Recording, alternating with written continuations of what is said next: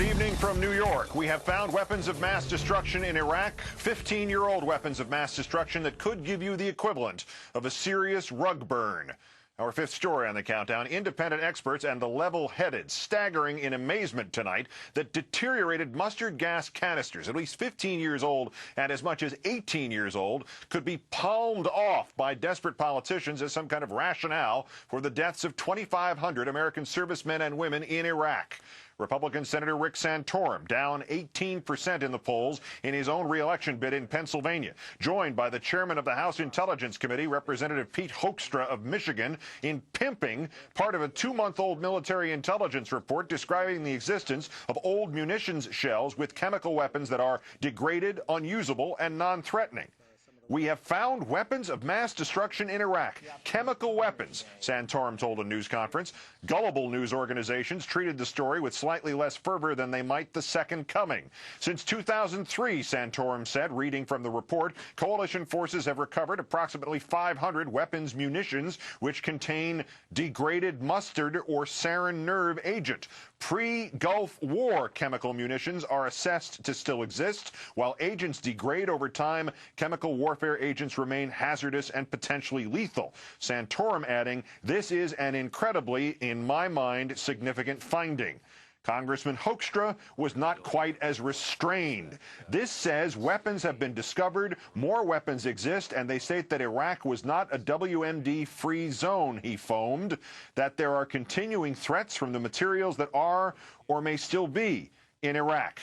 But a Pentagon official contradicted the Republican leaders, telling NBC News this does not reflect a capacity that was built up after 1991. The weapons are the same kind of ordnance the U.S. military has been gathering up in Iraq for the past several years. And these munitions, quoting again, are not the WMDs this country and the rest of the world believed Iraq had, and not the WMDs for which this country went to war.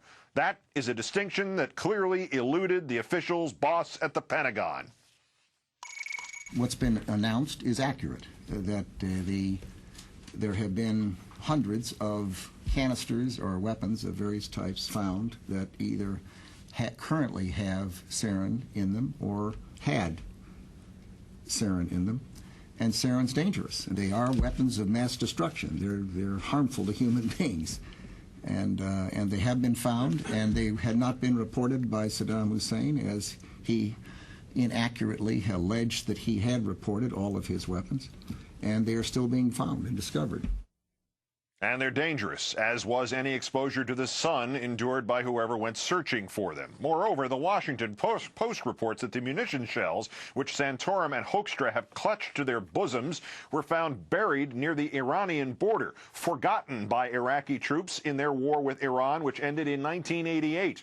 And the former chief UN weapons inspector and President Bush's former Iraq Survey Group chief, Dr. David Kay, telling Countdown that Senator Santorum's comments are, quote, wrong as to the facts and exaggerated beyond all reason as to the interpretation of the facts. He continued, there is no surprise that very small numbers of chemical canisters from the Iran-Iraq war have been found. The ISG found them, and in my testimony in 2004, I said that I expected that we would continue to find them for a very long time. These are in very small numbers and are scattered. The nerve agents have long since degraded to the point that they no longer pose any substantial threat. In most cases, the mustard agent has substantially degraded, but will burn your skin. Burn you, rather, if skin comes in contact with it. I'm joined now by the Senior Vice President for National Security at the Center for American Progress in Washington, Joseph Cirincione. He is also co-author of Deadly Arsenals, Tracking Weapons of Mass Destruction. Thank you for your time, sir. My pleasure, Keith. To make the statement, we have found weapons of mass destruction in Iraq in the context of the last 5 years, does the person making that statement have to either be exaggerating to the point of dishonesty or simply not capable of understanding what weapons of mass destruction really are?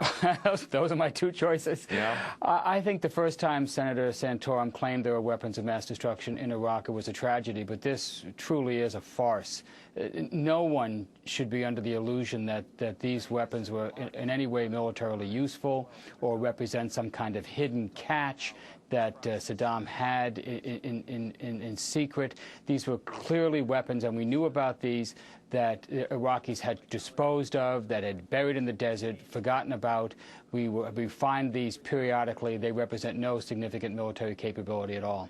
We'll speak to the politics of this in a moment with our next guest, but the document that was trotted out from the NIGC, it was 2 months old. If it had anywhere near the significance that these two lawmakers are assigning to it, why would this be the first we would be hearing about it? Well, actually, I spoke to an official familiar with this document, and when it was produced in April, they got a call from the National Security Council inquiring about it, and they got back from DOD the very response that you cited earlier in this broadcast, that these were not militarily significant weapons. These were old weapons, and there was nothing to contradict the official finding of the Iraq Survey Group that, in fact, Saddam Hussein had unilaterally disposed of his chemical weapons back in 1991. There never were any chemical weapons there for us to find after that time, except for these old, forgotten remnants. And the claim of the Secretary of Defense, Mr. Rumsfeld, that they are dangerous, he said they are WMD, they are harmful to human beings. Is that sophistry or dishonesty? Or I'll give you a third choice here. Is that the equivalent of it depends on what the meaning of is? Well, that is really parsing your words very carefully, and I would say intentionally misleading. These are dangerous only the way old chemical munitions that we occasionally find in the United States are dangerous. That is, this mustard gas in particular, it does hang around for a long time. It is an irritant. It can harm you, potentially lethal, but not in any sense a militarily deliverable weapon, not in any sense a justification for the war.